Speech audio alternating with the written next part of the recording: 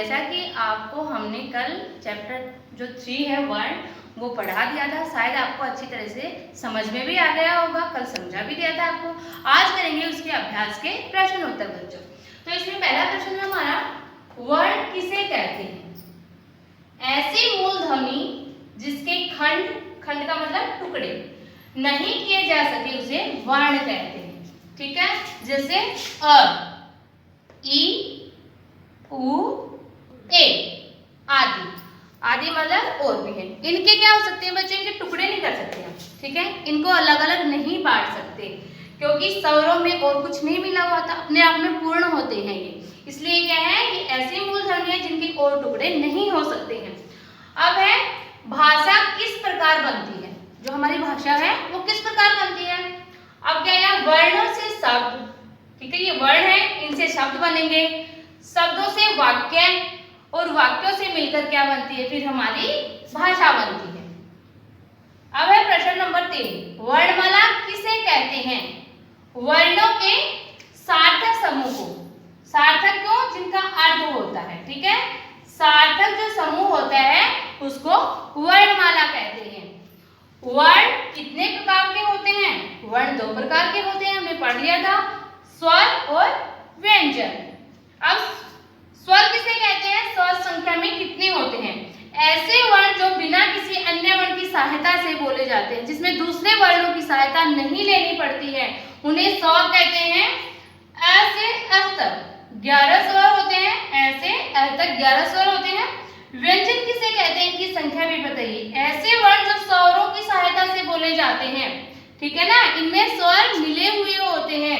जैसे हमने क, तो इसमें क प्लस अ, ये जो हमारा स्वर है, ठीक है, ये इसमें मिला हुआ है, उन्हें व्यंजन कहते हैं। ऐसे वर्ण जो स्वरों की सहायता से बोले जाते हैं। क से ह तक 33 व्यंजन होते हैं, जिसमें ड और ढ इसका विकसित रूप भी जो है बना लिया गया है, इसमें शामिल कर लिया गया है। इसलिए जो है टोटल कितने हो गए हमारे व्यंजन? 35, ठीक है, टोटल व्यंजन हो गए हमारे 35। तो आपको आपको क्या करना है, गृह कार्य में 2 पेड़ बनाने हैं। 2 पेड़ किस लिए? जिसमें एक पेड़ में आपको स्वर लिखने हैं और दूसरे पेड़ में आपको व्यंजन लिखने हैं। ओके स्टूडेंट्स, मिलते हैं नेक्स्ट क्लास में, तब तक के लिए बाय बाय।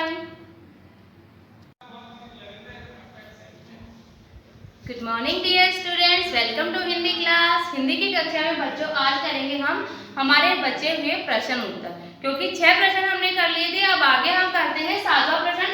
इसमें 7वां प्रश्न हमारा संयुक्त व्यंजन संख्या में कितने होते हैं? तो जैसा कि हमने पढ़ लिया था चैप्टर में, संयुक्त व्यंजनों की संख्या कितनी है? 4 है। और वो कौन कौन से हैं? श, त्र, ग और श्र, ये हमारे संयुक्त व्यंजन। अब है अनुस्वार किसे कहते हैं? उच्चारण के समय जब हवा नाक से निकले तो उसे क्या कहते हैं? अनुस्वार कहते हैं। जैसे कंस, रंग, ढंग आदि। जैसे ही आप इनका उच्चारण, इनको बोल के देखोगे तो हवा कहाँ से आएगी? हमारे नाक से आएगी ध्वनि, अनुस्वार की, ठीक है।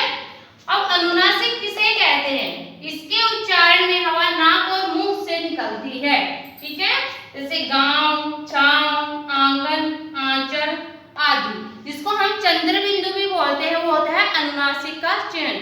तो बच्चों जैसे ही हम इनका उच्चारण करेंगे तो हवा हमारे नाक और मुख दोनों से ही निकलेगी। आप इनका उच्चारण जरूर करके देखिएगा। आगे है रे के रूप। रे के रूप है अलग अलग, रेफ, पदे, ठीक है। रेफ में क्या होता है? जो रे की मात्रा होती है, जैसे कि इसमें चलेंगे, अगले जो है वर्ण के ऊपर चली जाती है, जैसे धर्म, कर्म, ठीक है, ये हो गया हमारा रेफ रूप। अब है पदे। पदे मतलब जो पद में नीचे आ जाता है, जैसे प्रचार, ग्रह, कर्म, ठीक है, ट्रक, ड्रम। इसमें ये वाली मात्रा होती है, ये भी इसका पदेन रूप होता है, ठीक है, ये भी हमारा रे का रूप ही होता है। अब है रे में उ और ऊ की मात्रा, ठीक है, कहाँ लगती है? रे के पेट में लगती है। जैसे उदाहरणों में देखो, ये है बड़ा ऊ की मात्रा रे में, रू। अब ये है छोटा ऊ की मात्रा, रुको। जैसे ये घुमाव होता है, वो होती है हमारी बड़ा ऊ की मात्रा, और जो इसके साथ में लगी हुई होती है वो छोटा ऊ की मात्रा होती है। अब है विसर्ग। विसर्ग जो ये 2 बिंदु होते हैं ऊपर नीचे, इनको विसर्ग बोलते हैं बच्चों। तो इसका उच्चारण ज्यादा तो कहाँ होता है? संस्कृत में होता है, लेकिन हिंदी में भी इसका प्रयोग कहीं कहीं पे हो जाता है। इसका उच्चारण किसकी तरह करते हैं?